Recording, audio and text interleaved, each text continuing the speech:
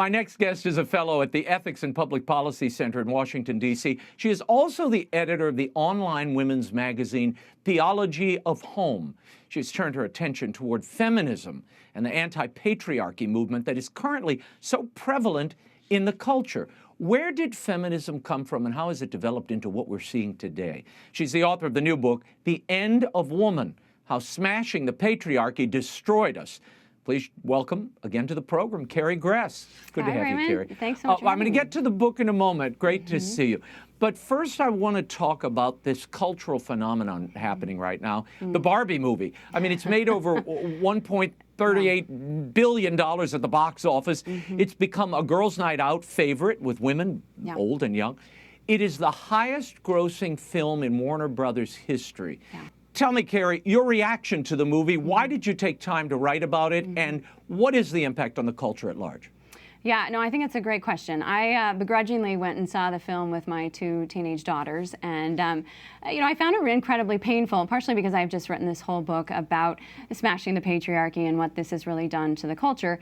And I wasn't disappointed in the sense that it was just an amazing piece of propaganda to promote the smashing the patriarchy. And if you look at the men in the film, not a single one of them is needed or necessary. They're all incredibly just useless characters, but also they make the point that the patriarchy is something that really creates havoc in a culture and disorder and chaos, and it's really the matriarchy that brings order to things. So I think it's incredible because that's the strong message, but it's really wrapped in a lot of pink. It's wrapped in a lot of nostalgia for those of us who played with Barbies when we were little. And it has some very tender moments in it, I think, as well, that really hit the hearts of women. So I think we're just so used to the propaganda machine that we don't really even realize how it's kind of getting around our defenses and leading us to think about men in the way that they would want us to. So I think it's just a new effort by feminists who are aging significantly to bring on a whole new raft of young women to the ideology. In your book, The End of Women, you write about the fairy tale and how fairy tales have changed over the years, particularly with the advent of modern feminism. Is Barbie a modern-day feminist fairy tale? What is the moral of that story? Well, I think the big push of Barbie, I mean, especially in this movie, is to make women think that they don't need men, that they don't need children, that those are unnecessary things. And this is, the argument that feminists have been making really since the very beginning, because they've been asking the question, how do we make women more like men, not how do we help women as women? So you can see that. So it's really this mythology, this belief that somehow women are going to be happier if we are, the independent woman who doesn't have a family, has no connections to family, has no children, and then we can just sort of live in this perfect Barbie world, I guess. Where do these new fairy tales have their roots? I mean, you identify sort of the founding myth, if you will, for much of what we're seeing and have seen over the years. Yeah, I went back to first wave feminism, and I was struck, so much over and over again by the things that I found there, because I had been told that first wave was relatively, intellectually pure. But the story certainly starts there. But I think the big issue, and much of the ideology has evolved over the centuries. But I think the big piece really came about when feminism linked arms with communism, and men were suddenly made automatically the oppressors, and women were made the victims. And that changes the script a lot when you have women and men, have this kind of automatic animosity towards one another, and that's what we've been living through and living with for at least the last 50 years, but actually it goes back much further than that, I think, and that's what I explore in the book. Yeah, and you write in the book about how feminism has flipped the notion of what once were considered virtues and vices in classic fairy tales. Give us some examples of that. How in the stories we tell our girls, the stories we tell our boys, how it's kind of laced with this revisionist thought that at times you say is counter nature. Yeah, no, absolutely. I mean, I think one of the biggest pieces is envy. I think our whole, the women's movement has been built upon envy and this sort of this weird schizophrenia that women have with men. You know, we want to be just like you, but we want you to become just like us, but we also hate you. You know, it's this very odd dynamic going on. So this is something you can't possibly build a culture on is resentment. This is not or envy, where you are wishing the ill upon others. And that, that's what's loaded in the whole notion of smashing the patriarchy, is this idea of getting rid of men. I mean, this is not a new idea. It actually has some very deep roots in the 70s and onward. So those are the kinds of things that are being flipped. Carrie, why did you title the book The End of Woman? Is the situation that dire? No, well, I don't know if it is or not. It's hard to tell. But I think I called it that because of the fact that what we're really doing is erasing women. What we're doing is getting rid of the virtues and the beautiful things about women, things like motherhood, whether it's biological, psychological, or spiritual, and supplanting them with these values that are, aren't really, they don't work with human nature. And this is what we're seeing certainly in the trans movement, where a man puts on a dress and some heels and says he has the right feelings, and suddenly we're all supposed to pretend he's a woman. But that in no way, obviously, is really a true reflection of what authentic womanhood is. You also write about women's happiness and a dramatic 2009 study issued by the National Bureau of Economic Research, and it revealed that women are not growing happier as feminist ideals are sort of embraced. What do those findings tell you about the movement and the things it promises to women? Why aren't women happier? Yeah, I mean, this was 2009, and since then we've seen statistics just continually grow worse. Women are having, the numbers of depression, of suicide, of substance abuse, all of these kinds of things point to some incredibly unhappy women. And, this is what you wouldn't expect from a movement that's so popular and that so many women adhere to and think is really good for women. But this is what's really being hidden from women, is the truth about it, because of course the feminist movement is pushing against our human nature. It's trying to deny that fundamentally. And so, what are you going to end up with? Some very unhappy women, because of course we're not doing the things that we're fundamentally meant to do, which is love and care for others.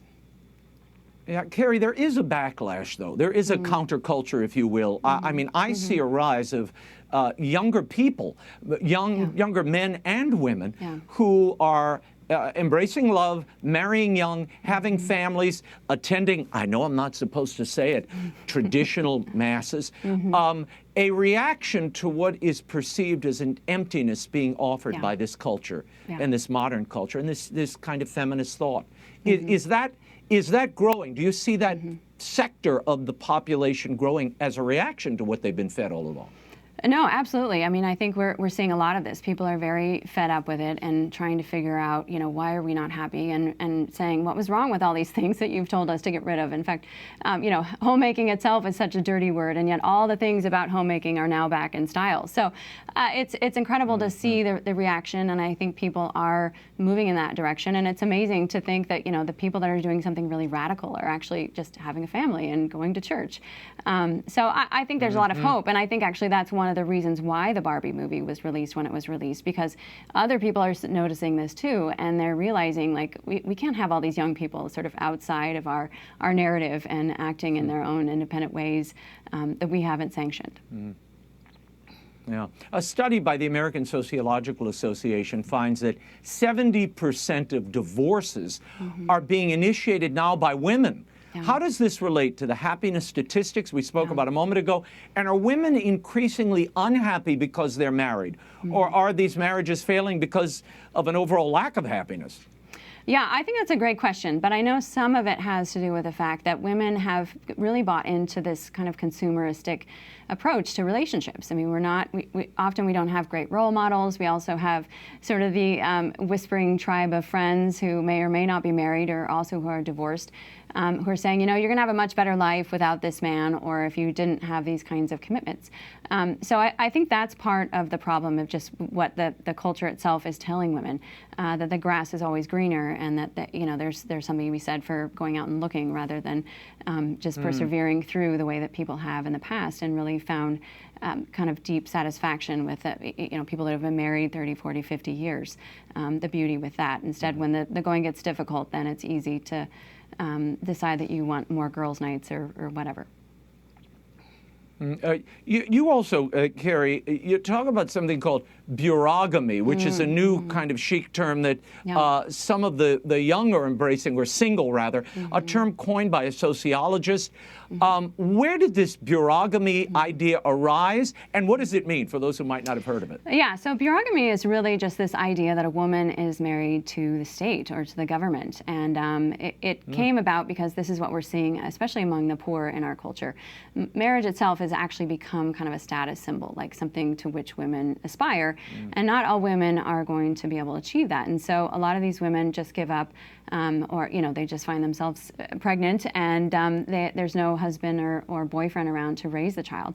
And parenting and motherhood put you in a very vulnerable position.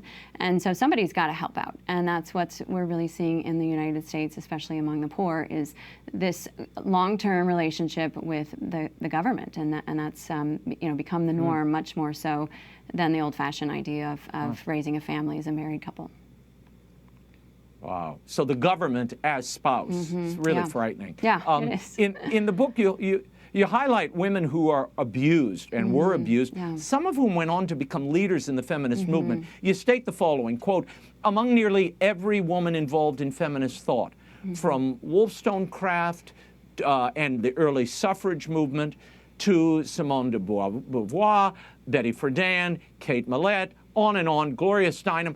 The common thread is that all these women were broken. Broken either by parental abuse, sexual trauma, drug use and abuse, and mental illness. Some of these women experienced all of these wounds. Is feminism largely a reaction to those kinds of abuses that you mentioned there, to women throughout history? Yeah, no, absolutely. I mean, this was one of the shocking features I found of the movement, was that from the very beginning, you have all these women who are incredibly broken. And to a one, their reaction is not, well, maybe we should, go back to something that is actually protecting women. Instead, they just are pushing more and more towards a liberalization of laws and mores and scuttling the very things that actually have protected women in so many respects over, throughout the centuries in healthy societies. So that was an amazing feature to find, was just how much broken women who we know broken people break other people have had all this control over public policy, and yet these are not the kind of people that you would want anywhere near it. Yeah. Much has been made recently about men identifying as women and now participating in women's sports as trans athletes. Now we're hearing stories about sororities forced to accept biological males. What are your thoughts on this phenomenon? What are we seeing here? Yeah. And why don't we hear more from women's groups and traditional feminists? Yeah. No, you're not hearing more from traditional feminists, because this is actually really part of the goal. From the 1970s onwards, it made it very explicit that radical feminism really embraced this idea of gender fluidity and of getting rid of genders and whatnot. So this is now just the goal that they've been striving for, partially because we now have the technology to make some of these superficial changes. But yeah, this is the end game. And so that's why so many women are silent about it. It's also why there's this infighting going on among feminists. Someone like J.K. Rowling, who is obviously fighting for, maintaining women as biological women, versus the others who are a lot more outspoken about it and seem to have the louder voices. But this movement hasn't been built on truth, and so therefore it's just going to break down. There's going to be this infighting that happens when it gets to those final stages of what it's been striving for from the beginning. Wow, it's remarkable to watch, I have to say. Carrie, before we go, what do you want readers, both male and female, if I can still say that, what do you want them to take away from the end of Woman? And where are you seeing hope? Yeah. I think I've been amazed. Men love this book. I don't bash men in this book. I think I give men a really great roadmap to understand what's happened to them and why they feel so silenced by women and this power struggle and, all these issues that we're all struggling with. So I think that's, what I would love men to take away. I would love women to know, just to start looking behind the curtain and seeing that we're being indoctrinated every day in so many different ways, that the culture is against us, and to really start looking into, women that you respect and into literature and, finding alternative ways to really understand what it means to be feminine than what the narrative is. But I think we can see hope in a lot of places, like just certainly moms groups. You know, this is the Moms for Liberty and Moms for America. These are groups that are providing women a place to actually have their voice heard on, you know, a bigger scale. But I think we have a lot of work to do on the cultural level, because this is really where they have schooled us so much, is by having movies and literature. You know, Barbie's a perfect example of it. And we on the pro-life and Catholic side just haven't pushed into that yet and started giving our own message, which frankly is a lot more compelling and beautiful. Yeah, Carrie, as you were speaking and as I read the book, I kept thinking, you know, when the culture discards something, nature inevitably prevails. And you're seeing this kind of movement to cooking and gardening and knitting and crafting. And it's become very chic to be a homemaker, except without men and without children. But all the other trappings are there. So it's a very fascinating cultural phenomena we're watching. Now we got to complete the circle and, you know, bring the husband and kids there, and it'll what we're working on now. Be more rich. That's right. Yeah. The End of Woman: How Smashing the Patriarchy Has Destroyed Us by Dr. Carrie Gress is available at bookstores everywhere and online from Regnery. Visit her website, carriegress.com. Thank you, Carrie. Thank you.